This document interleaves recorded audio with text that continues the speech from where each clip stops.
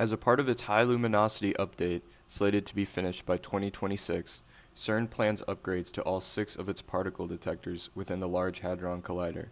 The Compact Muon Solenoid, or CMS, is a general-purpose detector and is the focus of this study.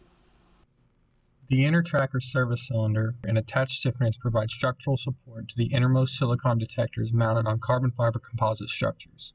As you can see from the schematic, the service cylinder is a stepped half cylinder located in close proximity to the beam interaction point where the particle collision takes place.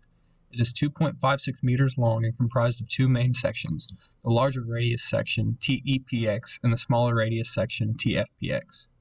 The design constraints set forth by CERN include a part thickness and assembly clearance of 1 millimeter, a supported mass of 30 kilograms, extreme thermal and radiation loads due to the nature of particle collisions, and a total displacement of less than 500 microns during use. In order to validate the stiffness of the service cylinder prototype, the assembly was put under comparable loading conditions to what it would face in application. This included 12.5 kilogram of wire attached to both TFPX and TEPX to model cooling tubes and services related to the sensors mounted to the cylinder. 8 D-shaped weights were placed within the service cylinder in the locations of the major sensors supported by the assembly. These D-shaped weights weighed around 425 grams each. A mock TBPX was 3D printed, glued onto the end of TFPX, and weighted with around 3 kg of steel weights to simulate the loading of the TBPX sensor. The loaded service cylinder was attached to an aluminum frame via wheels and left free to move vertically. Fiducial markers were attached to the top and bottom edges of the service cylinder as well as the printed TBPX and the aluminum frame. 2 sets of stereo cameras were set around 6 feet away from the service cylinder assembly. Both systems were calibrated and images were taken of the service cylinder with all weights attached. The TBPX weights were removed and more images were taken, then again with the D-shaped weights and wire respectively. Spheres were attached to the service cylinder to act as reference points for the measurements, and the loaded service cylinder TFPX was scanned using a ferro laser scan arm. Unloaded, the TFPX was scanned again, and the measurements were compared to visualize the displacement along the curvature of the cylinder. At each step, 10 images were taken, and the reference image was the completely unloaded service cylinder. The displacement values of the markers in each of the 10 images were averaged to find the overall displacement at each step. The table displaying relevant masses used in loading is shown.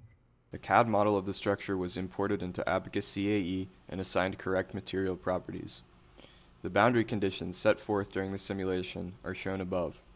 The fixture of the EPX section in 3 axes reflects the constraint of the connection to the TEPX bulkhead.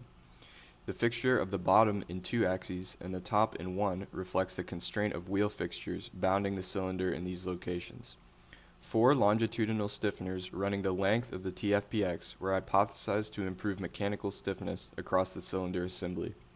In order to draw a conclusion between stringer thickness and deflection resistance, 3 different stiffener aspect ratios were in turn affixed to the service cylinder, and gravity was then applied to the entire model. The maximum deflection was around 1.5 millimeter and was observed within a cluster of D-shaped weights which inhibited radial stiffeners from being used in the area. The graphs show the y-direction deflection due to the different loading conditions as the difference in position from the completely unloaded cylinder. The laser scan results are below and show the overall deviation along the entire body between the completely loaded and unloaded cylinder. The simulation results display a range of displacements shown in the scale legend on the left. Image A was the control assembly with no longitudinal stiffeners attached. Images B, C, and D show various configurations of the 4 longitudinal stiffeners. The results of the gravity simulation are shown here. As you can see, the longitudinal stiffeners provide significant support across the cylinder assembly and decrease the observed deflection by a little over 30% in most cases. Using a combination of DIC and ferro arm laser scanning, we successfully measured the shape change and deflection response of the cylinder prototype under loading conditions. This method for measuring the large-scale, complex geometries of the assembly is repeatable and yields results within experimental errors.